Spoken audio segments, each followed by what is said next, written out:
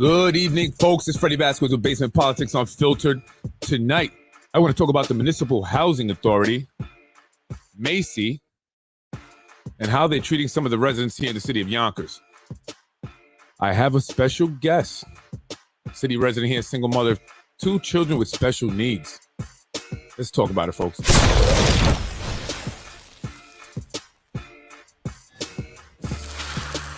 Good evening, it's Freddie Vasquez, Basement Politics Unfiltered. Tonight, MHACY, Municipal Housing Authority of the city of Yonkers. I do have a guest, single mother of 3, 2 children with special needs, who was stripped of her voucher and has been fighting ever since. Well, today she had a hearing, finally. And let's find out what was the results.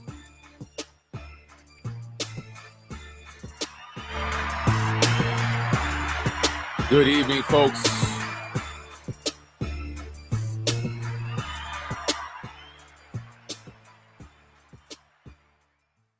Good evening, ladies and gentlemen. I'm Freddie Vasquez, Basement Politics. Today, I want to talk about MHACY, Municipal Housing Authority of the city of Yonkers. And I have a guest with me.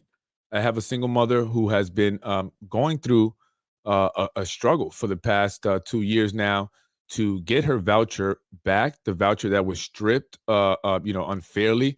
But one thing she did well was keep a track record, keep a paper trail. She does that very well. And she has emails indicating, I should say lies, or contradictions by the Municipal City Housing Authority.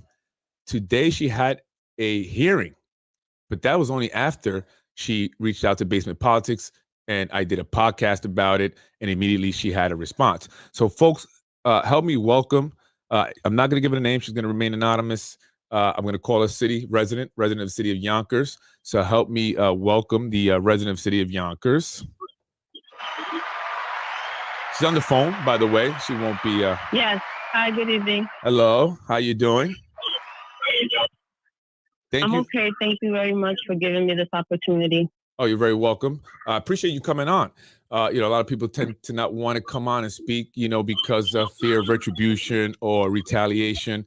But I appreciate you having the courage to come on and talk about your story. So I want to definitely discuss and let the people of Yonkers hear what you've gone through. I'm sure there's people that may be going through something similar or had a similar experience and can relate to the story. So I want to start first, just kind of from the beginning. I told the viewers that you were stripped of your voucher. You're a single mom. You have 3 children. 2 of them have special needs, and you were stripped of your voucher. You are a working mom. I do want to make that clear. She is a working mother. She does have a job. Again, Section 8 vouchers are for assistance, especially in this day and age, in this economy. People are struggling to pay bills, right? Our incomes are not keeping pace with the cost of living. So she needed some help, like many other Americans here in this country. So please tell us from the beginning, you were in a WestHab building, correct? Yeah, so I just want to make it clear to everyone that I'm not here to bash anyone, but I am here to set the record straight, because there's a lot of misconceptions about people who are on Section 8, that they're lazy, that they're not working. However, it's quite the opposite. I got my voucher because I was a domestic violence survivor, and I've had my voucher in good standing for many years. And I am a working parent, always have been. So that being said, with regard to your question, this issue started back in 2020, where there was a lot of errors. Once we had the pandemic, MHACY decided that they weren't going to respond to participants. Everyone was working from home. I wasn't getting responses. Again, I went above and beyond to get the error fixed, and then came another issue in 2021, which led to today's hearing. And just what was that issue? Mm-hmm. What exactly happened? So the issue was that I had gotten a job promotion, and at the time, it raised my income, and I advised them that I was, going to have a higher salary. However, that it was still within the income guidelines, because at the time I was providing for a family of 6 because my daughter was in college, and I also had grandchildren. So my family composition was 6 of 6. So you were living in your apartment with it was 6 individuals, right? Your 3 daughters and your 2 grandbabies, correct? And you were head of household. You were supporting the family. Your 2 of the children had special needs, and your older daughter was a college student, right? She had 2 daughters, but she was in college, attempting to better herself, get a degree, and get a job. Hopefully, So correct. Okay. Correct. And might I add that that's all within the guidelines. Right. And my daughter was graduated high school at 17. So she went straight to college from 17 and then had her children after. Okay, so she was still a student. So I just want to be clear. So what happened was that MHACY, Municipal Housing Authority of the City of Yonkers, told you that you were making too much. You were over the income requirement for that apartment, correct? Right. Right. So when you then notified them that that was not true, that you had a household of 6, and that you still fell within that income guidelines. Correct. And then so they went to recalculate, and then what did they tell you after they recalculated your income? They apologized that they made an error, that I was misinformed, that it's not that I was over income, but that the unit size was too small for a family size of 6. Okay, so now they presented another issue. And now that issue was after apologizing for the mistake they made in regards to the income limit. Now they were telling you that there were too many individuals in that apartment. It was too small for the amount of people that were there. Correct. And now what did they want you to do about that? At that point, they advised me that I can look for an apartment with higher rent and a bigger size room, and that they would issue me a 3-bedroom voucher. Okay. And then so they said, okay, go ahead and look for a new apartment. We'll give you a big apartment, and then we'll give you a voucher for that. And then so you went and started looking for an apartment. So I began looking. Keep in mind that this is during the pandemic. No one really was moving. It was very difficult to find an apartment. Right. Oh, so absolutely. I went looking, and I put myself on several waiting lists. During the time, my daughter, who's the oldest, who is within her right, said, I'm going to live with my fiance and we're going to raise our family. And she was within her right to do that. She was not bound by any law to stay in the apartment. So she did. And when she did that, I went back to housing and said, oh, look, now I have a composition family size of 3 and my income still falls. Please reissue, a new, recalculation of what the, rent will be. So let me just, so your daughter, right, doing the right thing, being an adult, she decided to go and get her own place, live with her fiance, and raise her family. That's the right thing to do. That's great. Hello? Yeah. Can you hear me? Hello? Hello? Hello? Did I lose you? Oh, hello? Can you hear me? I'm sorry. Yeah. So your daughter moved out. She went to live with her fiance and raise her family, which is the right thing to do. What's wrong with that? I think that's great. Right? That's better. You have 30-year-old children living with you still. And so now your household was reduced to 3 people. So now your and might I add that my daughter's a college graduate, so it wasn't like she was at home just making children. Right. No. Degree and moved. Right. And for all you, I just want to say this, people that may be watching, the reason why she feels the need to say that is because of the stereotypes oftentimes that are associated with individuals who are on Section 8 or who may have an adult child living with them. But her daughter was in college, although she had 2 babies, but she was in college. She had a fiance. And so, sometimes people feel insecure about this because of the stigmas. And so, I just want to make it very clear. That's why, I believe she's mentioning that, she doesn't want to be judged, and we shouldn't judge anyone. But yes, your daughter was a college student. She did the right thing. She moved out. Your household now was shrunk down to 3. So now the apartment was no longer too small. Right. And your income was within the guidelines. It was within the, below the limit. So now what was the issue? Correct. Then they turned around and said that I still didn't qualify. So at that point, I asked for a hearing. And why didn't you qualify? They stated that my income was still too high for that apartment. Okay, but so based on what you were making and based on what the limit is should be stated somewhere officially. Was that true? Yes, I ended up, well, initially they didn't want to give me the guidelines. I ended up finding it, and then they ended up giving it to me months later after I went through social media, through you and everything else. That's when they provided it, and it's a public record. It's the New York, Westchester guidelines where it states my income. So you were below the income limit, correct? I just want to be clear. Okay, but they still wanted you to vacate the apartment? Right, but they didn't. What they weren't telling me is that I didn't find out until months later. Please keep in mind that this entire time I was asking for a hearing, and I was not getting a hearing.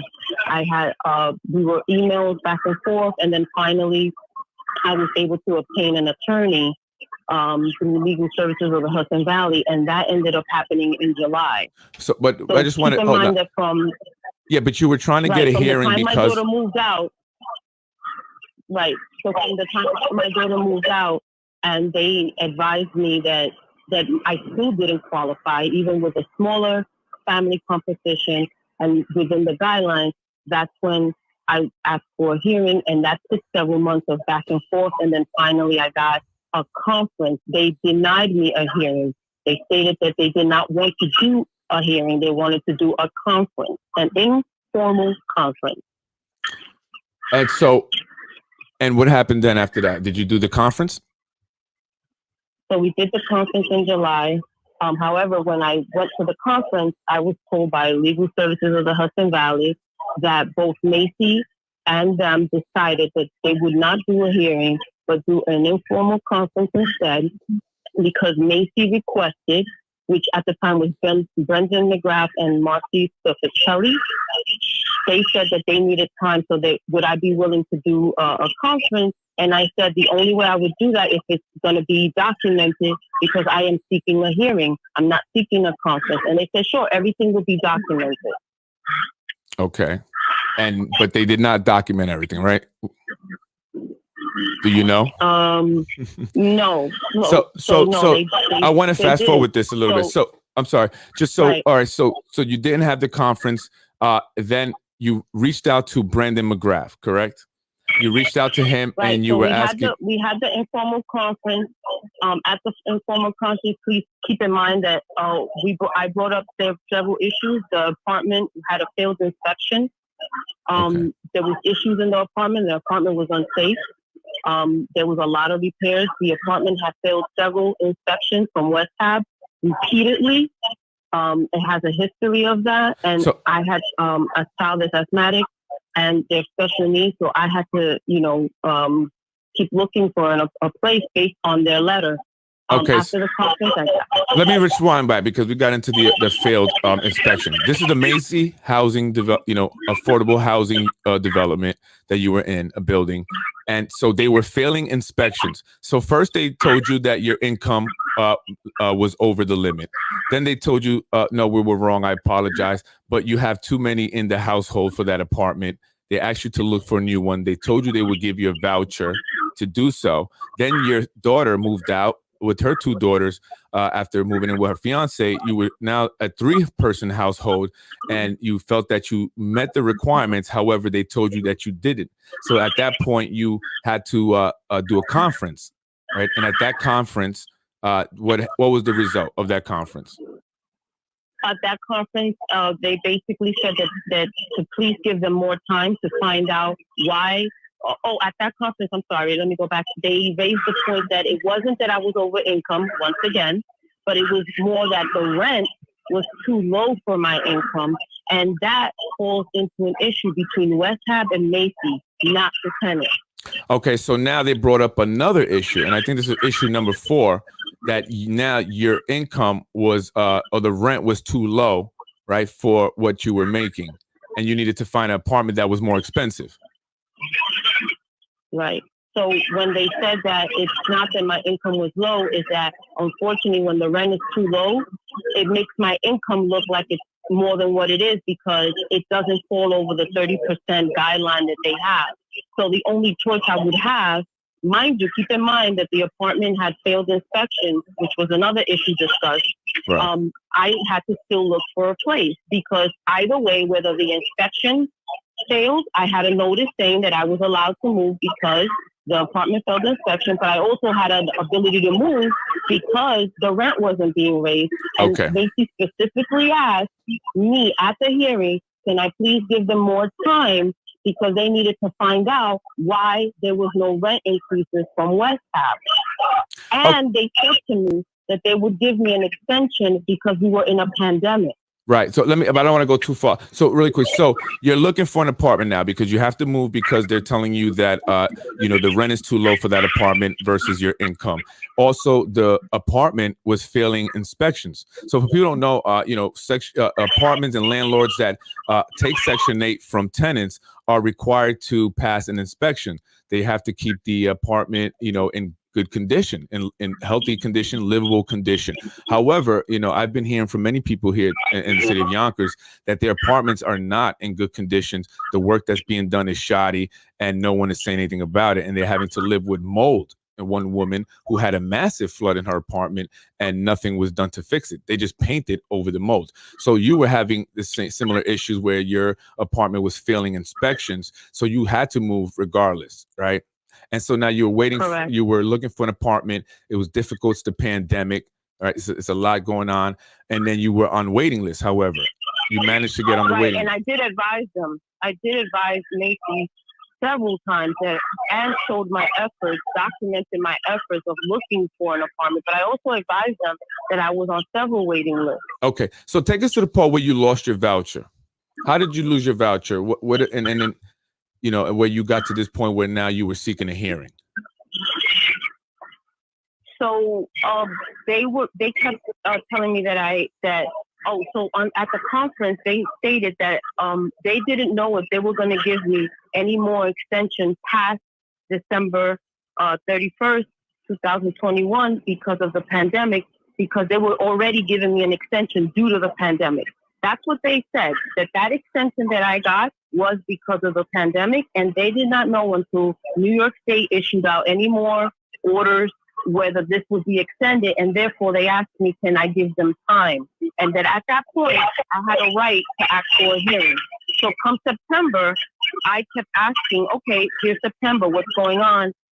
And that's when I was advised back in September by the attorney anywhere between September and November, there was a dialogue between the attorneys of Legal Services of the Hudson Valley, MHACY, and myself. And that's when they turned around and said, okay, now we know why the rent is low. It's because WestHab kept failing inspections so many times that we cannot give them, if we cannot raise the rent, you have to find a place. Right. So at that point, it was already almost the end of the year. And I'm like, well, what does that mean for me? Because I'm being penalized for something that I have no control over. And I'm also the one putting in undue hardship to find a place in a pandemic, again, under something that I have no control over with an apartment that has failed inspection. So who was telling you, that you had to find an apartment and you had to, and who were you communicating with exactly? So the main people that were handling my case and that I spoke to throughout this whole ordeal was Wilson Kimball, Brendan McGrath, and Marcy Sofatelli. Wilson Kimball, really quick, is the CEO and president of Municipal Housing Authority here in the city of Yonkers.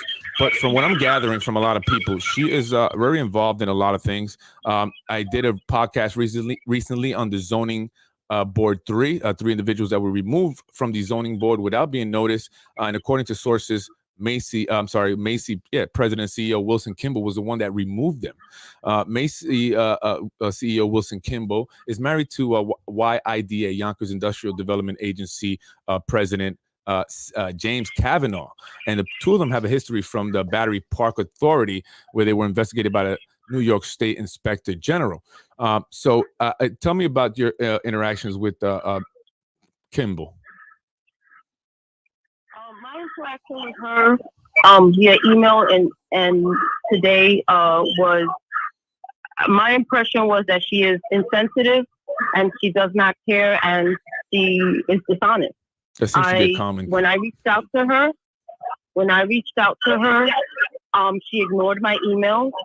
However, the minute that I contacted Quantel Bazemore from Congressman Bauman's office, she reached out to him immediately and then responded and tried to deny that I reached out to her. And that was a back and forth email. And in today's hearing, her statement was that she didn't recall those emails. Right. Let me I just want to kind of go back a little bit. All right. So you were looking for a house now. I mean, apartments after they told you that, you had to move the WestHab building, the apartment you had in the WestHab building was failing inspection. Right. They told you that the rent was too low for that apartment, and they weren't going to raise the rent there because WestHab kept failing inspections. And until they passed the inspection, they would not only raise the rent, but they weren't going to get paid by MHACY. Correct. Correct. And so then they also kept saying that because this is the other issue. They started the clock of telling me that I had to move. And there's a clause that says after 180 days of no payment from the housing authority, it automatically terminates a voucher. However, what they never told me, no one, not MHACY, not Legal Services of Hudson Valley, I found out after I kept pushing the issue, was that was a clause. They kept saying, well, we gave you an extension. However, again, they said that was under the guise of the pandemic. So I was unaware that they even started a clock. The clock should have started from the time that the communication was clear that there was a failed inspection, that there was issues. They started the clock months prior without even a hearing. Now, what's the email? I want to get to the emails that you had given me here. I have one from December 17th. Tell me about that. And that's where you are. Brendan McGrath, right? Brendan McGrath is a MHACY attorney, correct? Yeah. He's the chief legal counsel for MHACY, and he writes to you, right? Because they did say, okay, they're going to schedule a hearing, right? You got to that point where they were willing to give you a hearing. All right. So, and I want to read that. Ms. McGrath, and this is what Brendan McGrath says. In the interest of time, we would be able to schedule a formal hearing during the week of December 27th to December 30th, 2021. Based on your statements, it appears you will again be seeking legal representation. Therefore, the earlier date may not work for you. If that is the case, you will be given 30 days from today, December 17th, to either retain counsel or make a decision to go forward without legal representation. Once that decision is made by you, no later than January 14, 2022, a hearing will be scheduled within 15 days. If you determine that the week of December 27th to the 30th is acceptable, please let me know by the end of the day, Friday, December 17th. And this email actually that I'm showing here is your response. You just do a good job of documenting everything. So you put his email there, what he said, and then you respond. And then you respond on December 17th by the day he told you. In response, I will need time to seek legal counsel and wish to exercise the 30-day time frame to retain legal counsel or make a decision to go forward without legal representation. And then Brendan McGrath says, to answer your question, your program participation will end on December 31st, 2021, a fact which you have been on notice since March 1st, 2021, following an interim recertification. Additionally, you were provided a follow-up notice dated November 15, 2021. I'm asking the Section 8 program staff to hold your voucher status in abeyance until such a time, or in suspension at such a time as a final determination is reached by an independent third-party arbiter following a formal hearing. In the event that you can provide documentation to certify your eligibility, you should do so immediately so to avoid unnecessary delays, which also obviate the need for a formal hearing, To reiterate, the notice received on 11/23/21 failed to provide me with my procedural rights to the hearing. This is you responding, which is the purpose of this matter. With regards to the medical accommodation, I'm still reviewing the documents you provided. You responded to him and told them that you wanted to hear it, right? Or that you were going to need legal representation, right? But then in a later email, for whatever reason, Brandon McGrath says that you did not respond to him. Is that correct? Yes. Then he also stated that they explained not only in writing but also at the hearing that I never told them that I was on waiting list and things like and that I never told them that I was looking for an apartment. But you did, and you have that documented. Absolutely. And I even showed the email today showing that I had initially was looking for apartments even back in February. So I was looking for apartments the minute they kept saying that I had income issues. I was going based on everything they told me. They told me this is what I had to do, so I went accordingly. And so I want to read another letter here. This is from Brandon McGrath. This is dated on January 5th, 2022. Due to the fact that your voucher status is in abeyance pending the outcome of the hearing, there is nothing that can be done. As you are aware, on January 1st, 2022, you were no longer a program participant. You never indicated to MHACY that you were considering a new apartment, which you just said, but you did tell them that. Right, you have that documented. The hearing you had on July 2021 made it clear that remaining in your current apartment would result in your graduation from the program as your income exceeded the eligibility threshold. I would be happy to discuss this matter with you on phone. Right, but they weren't raising. Another thing. Yeah, they weren't raising the rent that's because another issue. MHACY, WestHab kept failing inspection, so they put you in a predicament here, right? Correct. And another thing I want to be clear that people understand, they kept saying in their communication, they had an informal hearing. For the record, there was never an informal hearing. That wasn't until today. A conference. Correct. So formal hearing was today. It was never an informal hearing. They did a conference because they did not want to have a hearing. Okay. And then, so I just want to read from Brandon McGrath. This is dated March 23rd. I believe it's 2022. You know what? I'm going to go to February here. I'm sorry. This is what you write to Brendan. I have not had any response regarding a formal hearing date and time. You did respond by December 17th. I read that email just a little bit ago. I requested this hearing back on November 2021, and now we are in February 2022. What you mean by you requested the hearing was not that you emailed them stating that you needed the legal representation, but you have been requesting a hearing since that time, right? And then on December 17th, you notified them and said, yes, I will be requesting or be seeking legal representation. At that point, you had until January 14th of 2022. Correct. Okay. So, correct. So then this is Brandon McGrath. I have not had any response regarding formal hearing. I requested this hearing back in November 2021. We are now in February, and I have not had a formal hearing regarding my Section 8 voucher. That's to you. That's you to Brendan. And then Brendan responds, we have run into some delays in getting an independent hearing officer. Wait, hold on. No, that was separate. That was separate. From there. I'm sorry. He separately emailed me once I went to the congressman, once I went to the senator, and once I went to the New York State Inspector General. Okay. That's when Brendan decided to email me on a separate email, and also to the Yonkers Inspector General, who is friends with him, Liam McLaughlin. Yes. I guess they contacted him, and he emailed me saying, "Oh, we're having problems looking for, I guess, a judge." But what the thing was that he never responded back in February. He only did this after basement politics and after I went to the IG, state senator, and congressman. So this March 23rd email is after I did the podcast.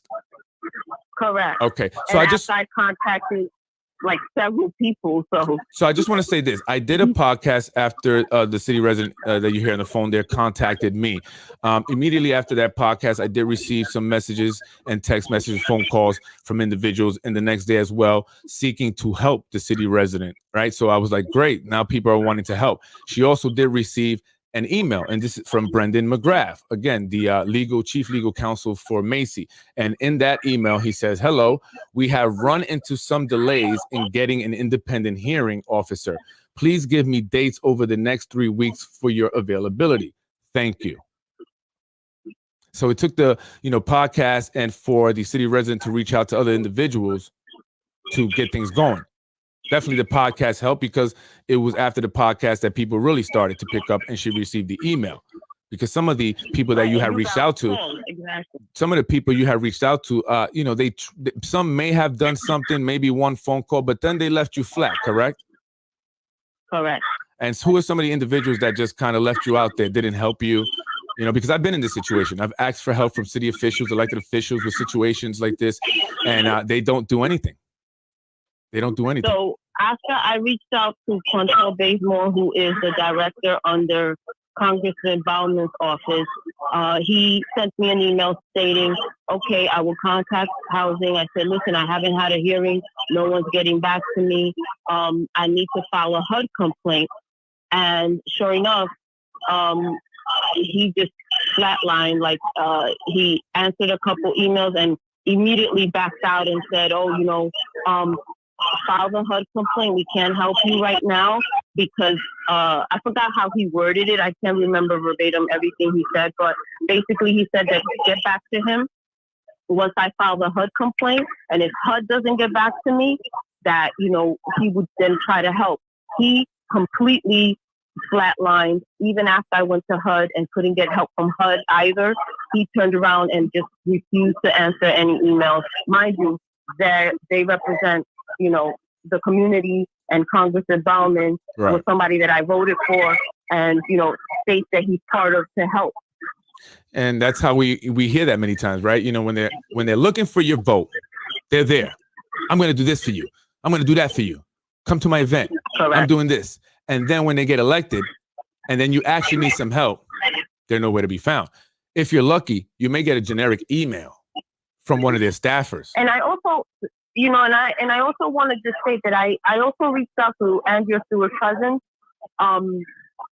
They also are well aware of the situation, but everybody kind of turned a blind eye. They helped to a certain extent, but when they saw that this was escalating, they basically all turned a blind eye, because they realized at that point that this was getting way out of hand, because it was now turning into a legal situation.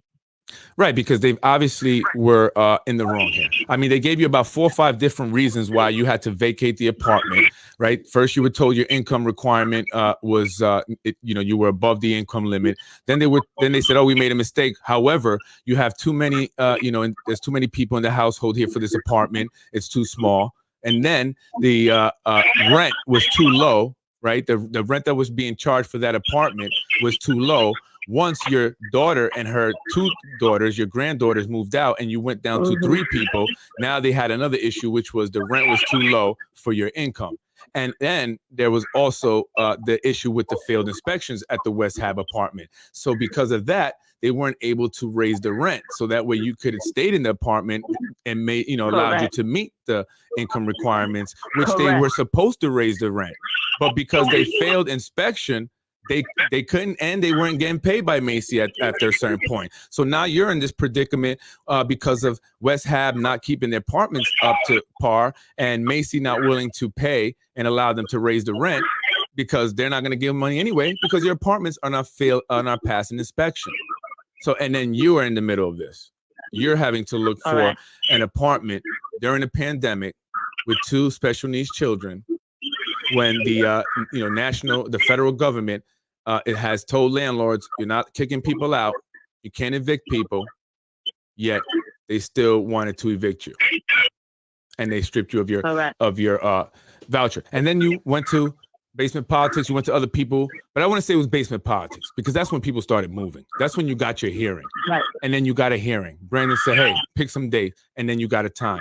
So tell me about that. You picked the time, and then you went to the hearing today. So after that, then it escalated. I went to the IG, and then that's when the attorney for Municipal Housing, Joan McGrath, reached out to me and said, hey, I'm going to be representing housing. We have a date. And then they tried to force me to take a date. Mind you, I'm a working parent, and they after months, almost 6 months of me fighting for a hearing, they wanted me to have a hearing within 2 weeks, which was unreasonable, because I needed to schedule time from work and also find an attorney. So we ended up scheduling, agreeing on today's date, which was, May 26th. And please keep in mind that in the middle of that, I did file a HUD complaint, and HUD also reached out to me stating that I was still a participant in the program and that I have to wait for today's hearing to go any further. Absolutely. And I just want to show that here. You have this email here. Let me get this. It's from a gentleman, and I can't pronounce his name, and it's Swing Ping. Ping is the last name. It says, "Good morning. Since the Municipal Housing Authority for the City of Yonkers has not terminated your voucher, even though they told you that it was, you are still in their voucher program. You should be receiving a response from the Municipal Housing Authority of the City of Yonkers regarding the scheduling of your hearing or rescheduling of your hearing." So, and this is HUD, Housing Urban Development, correct? Correct. And this was just in April. So this was just a couple weeks ago, April 27th, I believe. Okay. So now you're getting a hearing, right? So you had the hearing today. Tell me about the hearing. Let's talk about that, because that was very interesting.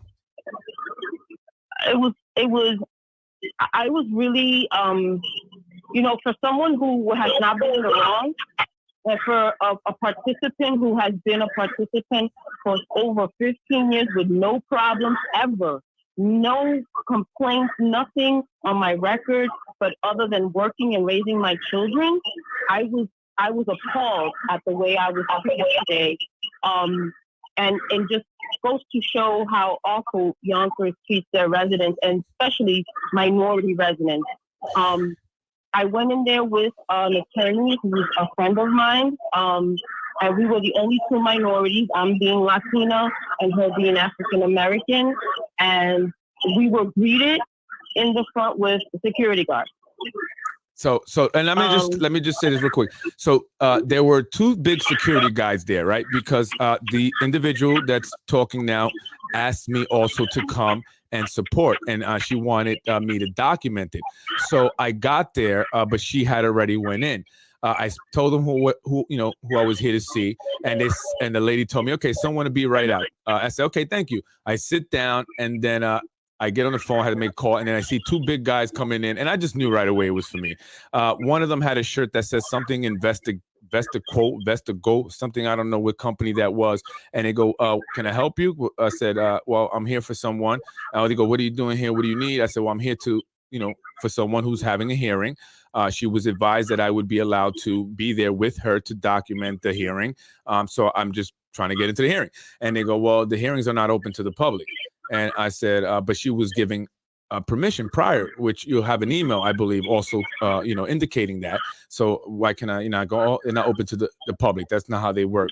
I said, "Okay." So then they just stood over me, kind of looking at me. And I was like, "Well, can I stay here? I mean, can I wait?" She's like, "Okay." And I guess they realized that I was recording, so they allowed me to stay in there. And then that's when I waited for a little bit, but I was surprised. I mean, what's the deal with the security? And I just want to mention, and you went into the court, or the room to have the hearing, and the two security guys walked in, correct? And they were told to be there by Brendan McGrath. Is that correct? Correct. So I walked in with my attorney friend, and also the supposed to be impartial judge. She walked in and she's chit-chatting with the staff. So clearly they all know each other. They walked in first. They had us wait. And then when we were pulled upstairs, it was horrible.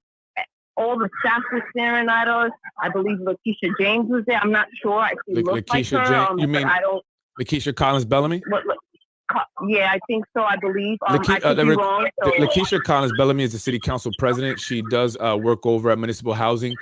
She came out and said hello to me. I said hello, and I joked with her. I said, "What? My name is." Everybody knows I'm in the building, right? And she's like, "Yeah, your name is going around." And then she said, "I want to make sure that I want to show you that I'm actually at work." And I said, "Okay, I wasn't questioning. That's not what I'm here for. But it's great that to see you at work." So I do want to confirm she was at work today, but she does work for MHACY as well.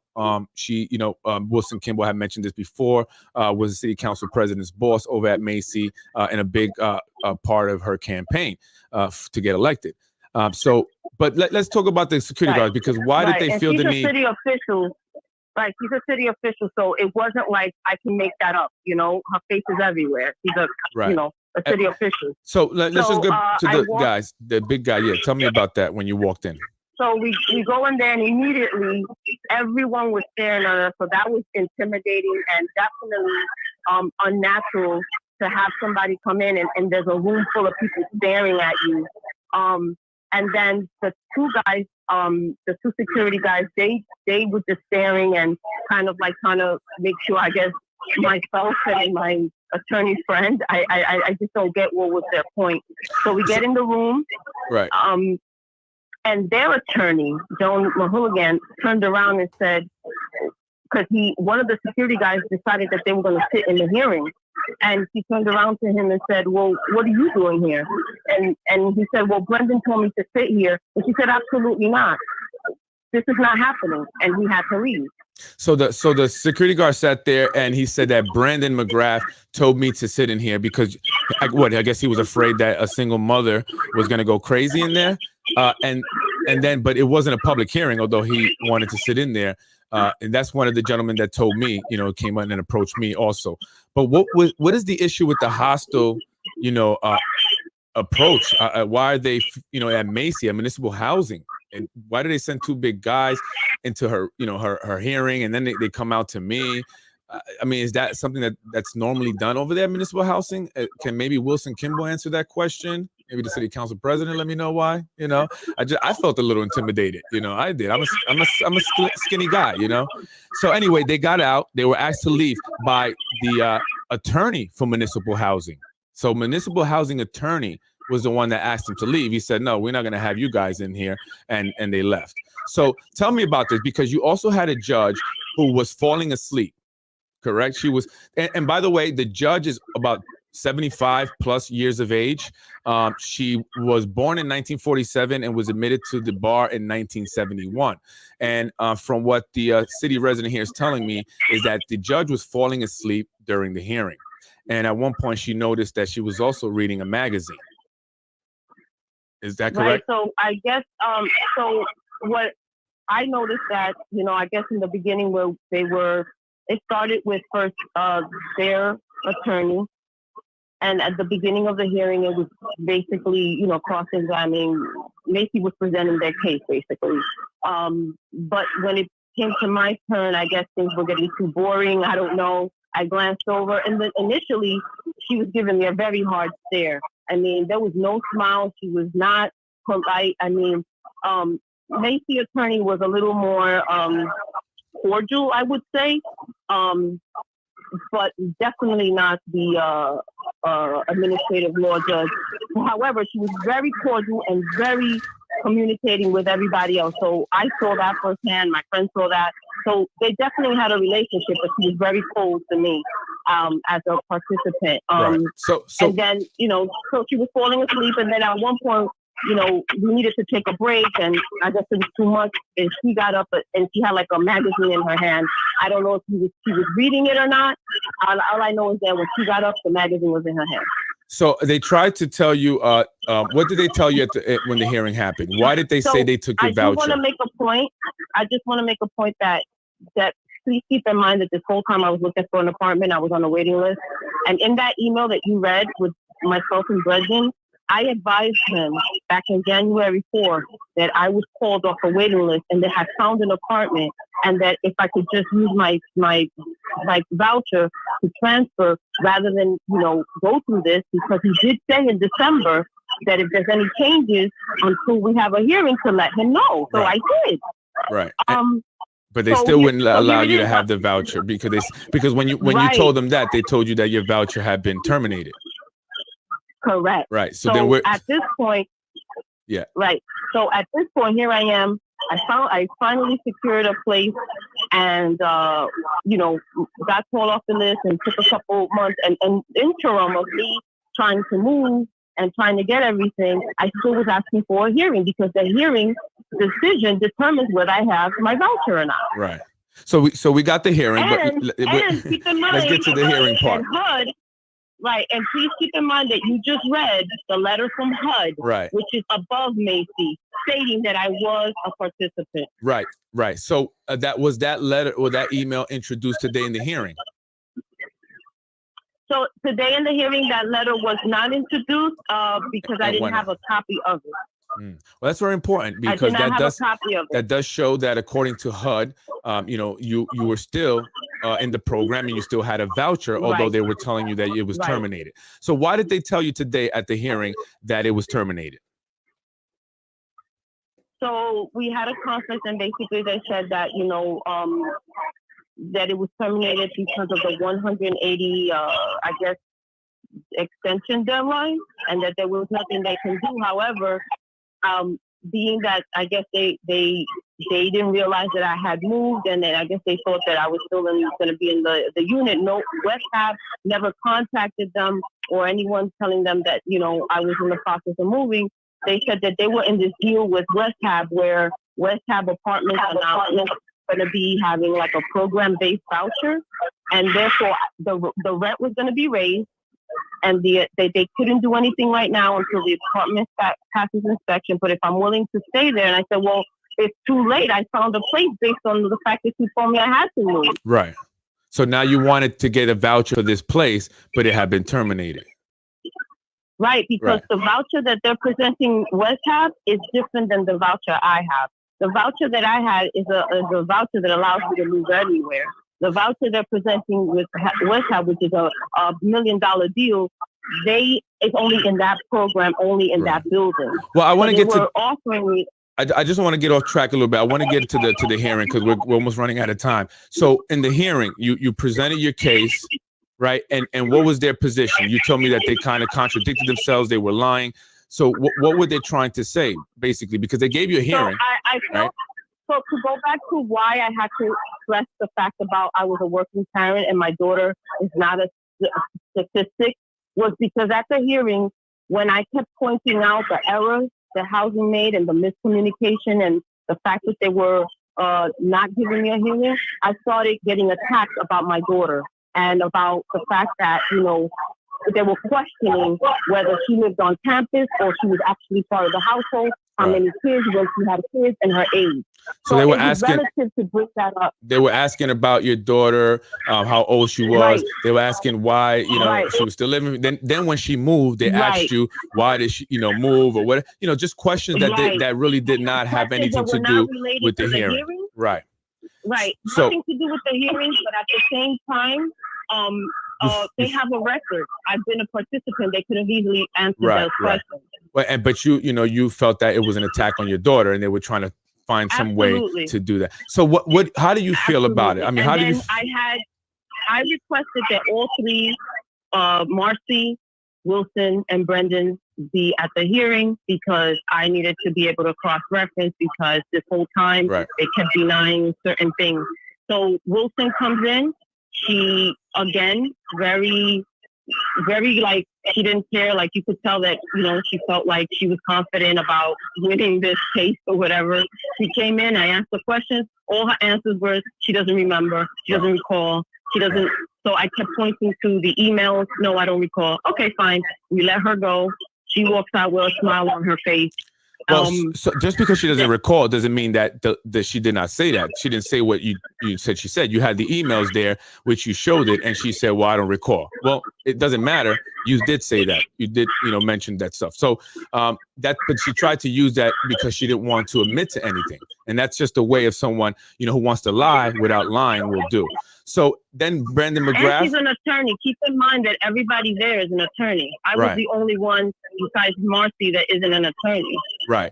And so Brandon McGrath, what did he say when he was there? Oh my goodness. So with Wilson, I didn't have the email at that time. It came out after, but the whole time she stood that she didn't know. Right. With Brendan, I actually had the email and had him read it. And then at first he tried to say the same thing, that he didn't remember, that he didn't recall. And then I had him read his own email. That's good. I had him read his own email, and then at that point, I think I stopped asking any questions. Right. He made a comment, but I can't recall what the comment was. But then he left. And then we had Marcy, who had to stay throughout the whole hearing because a lot of the issues really pertain to her as the lead director as well. So then you didn't get an answer today, right? But you feel like the reason why you came on the podcast is because you feel like, based on the experience of the hearing, feeling intimidated, feeling uncomfortable, having security guards be put into your room, your hearing room, having Wilson Kimball, the president and CEO of Municipal Housing, come in there and basically deny what she had, said in her emails. Brendan McGrath tried the same thing. Tried to do the same thing. You had him read his emails, and then he tried to spin it because, again, as you mentioned, they're all attorneys, and attorneys are good with spinning things, right? And they will try, and especially if you're a minority. And I'm going to put that out there because I've had this happen to me even very recently. I don't know what's up with you attorneys, but just because my last name is Vasquez doesn't mean I'm a dummy, and you're not going to call me and try to scare me with your nonsense, okay? I even went to one attorney's office one time because he was very rude to my wife, and what happened? Okay, so don't assume a minority is an idiot, and I get that a lot from attorneys for whatever reason. But so they tried to do that to you, and then the end result was that they're going to let you know their ruling at some point. But in your heart of hearts, you feel like it went bad. Everything correct, and every point that I brought up about the fact that let's keep in mind that regardless of they have to prove that they were the ones who either did the right or wrong.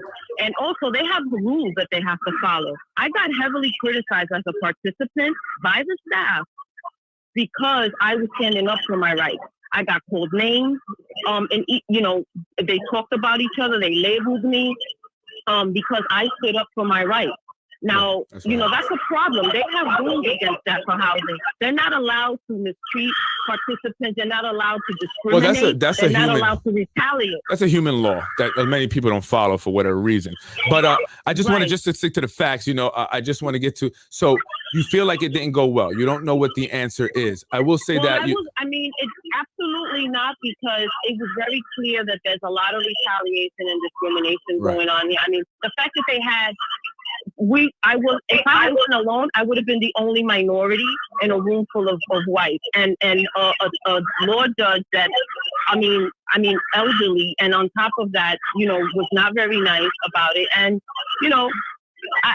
at the end, they also were getting annoyed with me because they kept saying, "Oh, you're repeating yourself." And I said, "Well, I'm repeating myself because this is important. Right. This is important to note that your agency failed to address valid concerns. And what's wrong with repeating? Like, they kept trying to shut me up.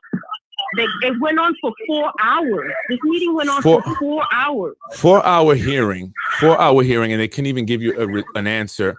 Apparently, this is an independent decision that's going to be made outside of MHACY, from what I'm hearing from certain individuals. But again, she doesn't feel like it went well. I just want to talk about this really quick here, because MHACY. Remember that I was still in an unsafe apartment this whole time. I just want to talk about MHACY, Municipal Housing. This is headed up by a woman named Wilson Kimball. I don't care what you guys say or how you feel about her. This woman was investigated by the New York State Inspector General, along with her husband, James Kavanaugh, who is the president of the YIDA for whatever reason. They were investigated for misappropriating funds. In fact, she was a mistress. She was having an affair with James. They both were having an affair, and they were spending Battery Park Tunnel Authority money that belonged to the city taxpayers on an expensive downtown apartment where they were rendezvousing. It was called the Love's Nest by the New York Post. So you can read the Inspector General report, which I have posted on the page. Individuals here in the city of Yonkers that are constantly recycled and are constantly giving individuals in the city residents like you and I, people who pay taxes here, do great for the community, problems. Who are these individuals? Why they still exist within our political system? Why are they being appointed to different things? They're being recycled. Brendan McGrath was a city court judge, I believe, or he ran for city court judge. He failed that, but he was a former Yonkers Inspector General until Liam McLaughlin lost to Mike Cater.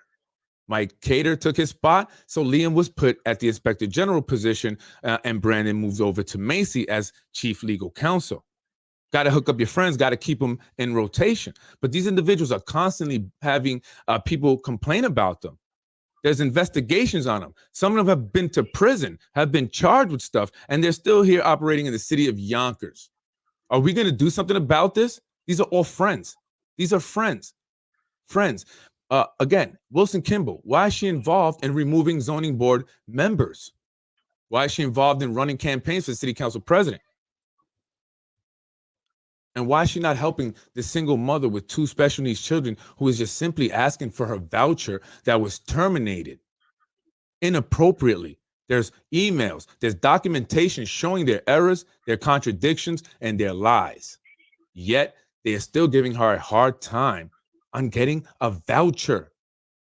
If you can give your friend a job in the inspector general office, or put them in MHACY, or move them around for $200,000 taxpayer money a year jobs, why can't you give this woman her voucher back?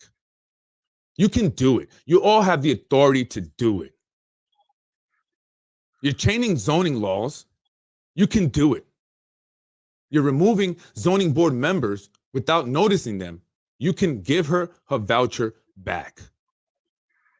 So I expect that to be the case. I'm saying, and we're not going to stop. We're going to continue and be consistent because, folks, this is what we have to do. We have to speak out. So I appreciate what you're doing. I appreciate you being courageous and bold enough to speak out, because I hear a lot from, people about this Wilson Kimball character, and none of it is ever nice. People that know her, it's never nice. So give this woman her voucher back. These people are rich. Wilson Kimball's a rich, elitist woman. Homes in Rhode Island, homes in Florida, homes in the Hamptons. That's right.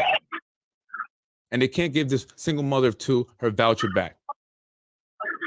It's got to be the most evil individuals. Have to be. So, I hope that it works out for you. When do they plan on giving you an answer? They said I would get a response in the mail. They were so done with everything that we presented, and the fact that we were able to present some of their errors. At some point, even in the meeting, they asked to stop the meeting so they could reconvene and ask questions, because there was evidence that I presented that they had to figure out. I don't know. The judge was very snippy with me at the end. It was just very uncomfortable because they were annoyed that, I was laying it out, that it was a problem. And again, this is not just for me. At this point, this is a bigger issue. I'm one person, but I guarantee you, from all the years I've lived in Yonkers, I have never been just one person. I'm just the one person that's smart enough to know how to use the resources. I vote, I'm educated, I'm hardworking, and I know how to fight for my rights. There's Spanish people and minorities in general, they have language barriers that don't have that same opportunity. Absolutely. And they are completely running them over and intimidating them, like they tried to do that to me today, which I think was horrible, because what would they expect for me to do at a hearing that I'm fighting for something legitimate? And yet you're having security there, and you're having a room full of people that have to walk through. Maybe because you were Latina. Staring. Could it be because you were Latina? Absolutely. Do they have an issue with Latinos? Because they came up to me also. I don't know why. I didn't come in any threatening manner. I came in with a So this is an issue jacket. in Yonkers. Retribution is real in Yonkers. Retribution is real.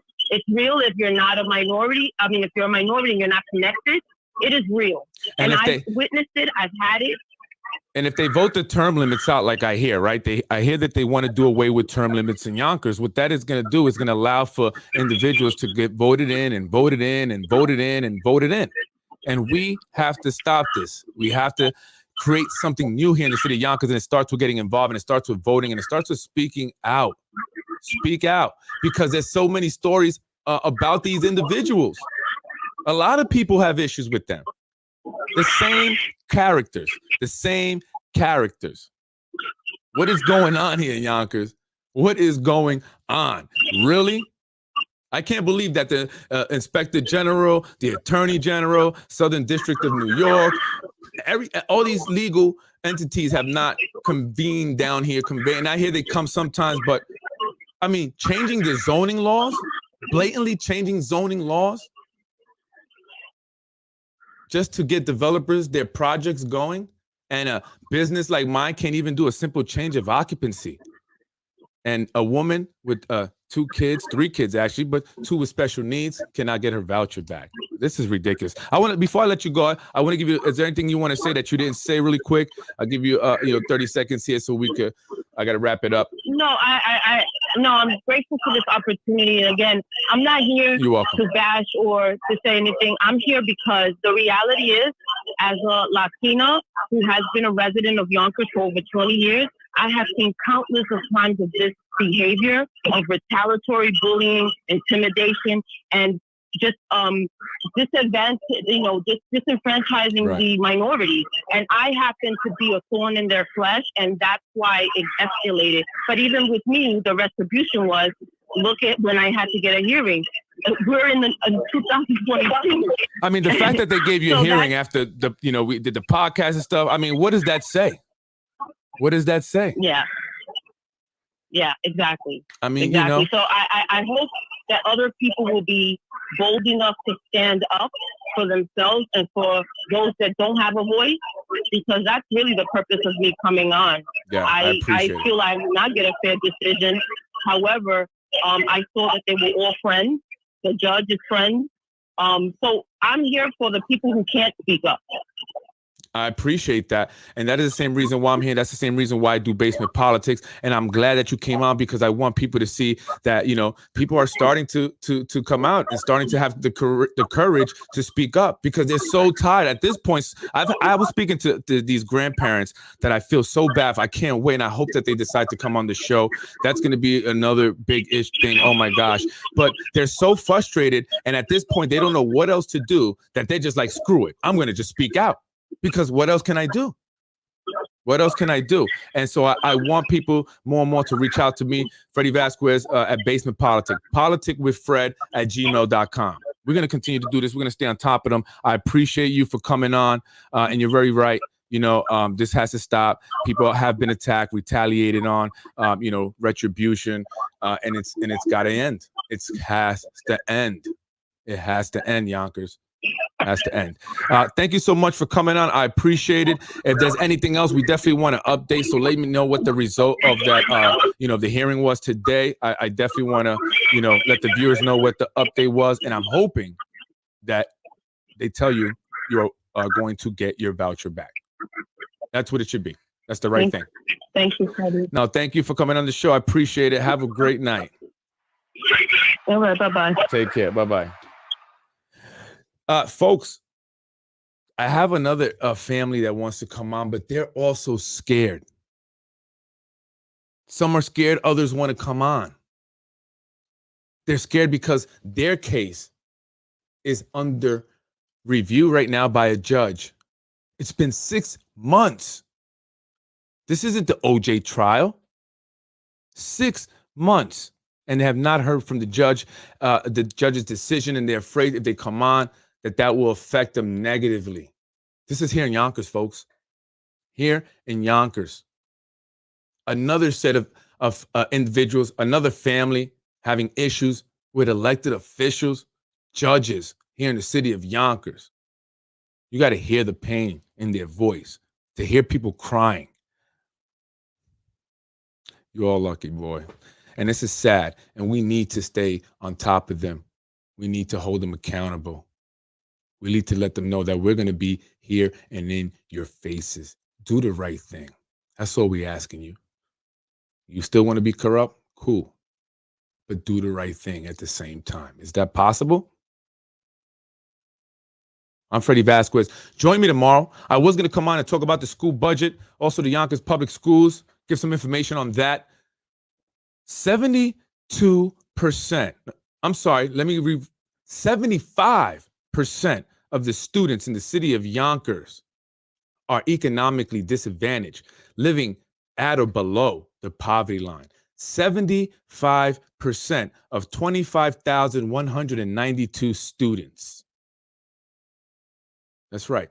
There are 61% of the students in the city here in Yonkers Public Schools are Latino. 61%. 16% are African American, and the remaining 23% are white and everything else. And according to Dr. Quesada, the superintendent, out of the $690 million budget that was approved, 78% of that, 78% of $690 million for next year's 2022-23 budget will go specifically, directly, and only to salaries and benefits, leaving students with 23%. I'm sorry, did I get that right? 22%. Out of almost $700 million, just under $200 million goes to the schools and the students. The rest is salaries and benefits. Let's discuss that tomorrow. Freddie Vasquez, I'll be on to talk more about our city schools, the budget, the makeup of our schools. What are we still struggling with? What do we need? What improvements have to be made in the Yonkers public schools? And are they going to happen? I like the presentation that Dr. Edwin Quesada gave. It was very professional, probably the best presentation out of all the department heads. And I'm not just trying to kiss his. I'm Freddie Vasquez. Peace out. Thank you for coming on the show. I appreciate to the city resident. I want everyone to start to speak up. Please reach out to me. We can't keep it anonymous. politicwithfred@gmail.com. politicwithfred@gmail.com. You can send me a message also. I'll get back to you. But let's start to speak up, folks. I'm here with you. I got your backs always and forever. I'm late. What's going on? They're talking about MHACY. I will replay the episode here so you can check it out. I'm Freddie Vasquez. Thank you. Join me tomorrow where we discuss the Yonkers public schools and IEPs. Big one. IEPs. That wasn't mentioned at all by our city council. Why not? You got to hear some of the questions that they asked. John Rubo wanted to sell all the school buildings.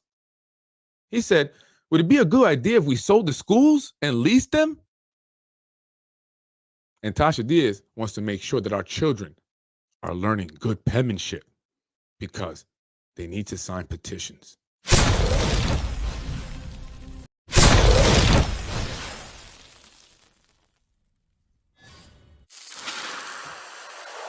Let's get it popping. In another one, Mr. Rubo lied to me. And I don't vote for a person that lied to me. Thank you very much. Freddie wins. Fatality. I am Freddie Vasquez. Thank you for joining me tonight. I appreciate it. Municipal Housing Authority of the City of Yonkers. Give the woman her voucher back. It's not a difficult thing. I mean, it can't be harder than changing all the zoning laws, can it be? Can't be harder than removing zoning board members without notifying them, can it be? Give her voucher back. I'm Freddie Vasquez. Join me tomorrow as we discuss the Yonkers public schools, and thank you guys for supporting me. By the way, it was a BB gun that was brought to the school today, Cesar Chavez Elementary. Supposedly, was it a BB gun? Some are saying they're just trying to keep it under wraps because it was an actual gun. Join me tomorrow. I'm Freddie Vasquez. Thank you for the new followers that have been following me recently. Thank you to the ones that have been following me since day one. I appreciate the support. I'm only going to keep getting better. And I will take your advice. I do. I appreciate them. Absolutely. Thank you, folks. I'm Freddie Vasquez, Yonkers. I love you. But more importantly, I care.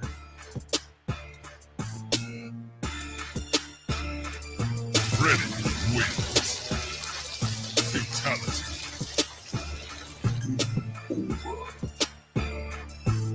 No!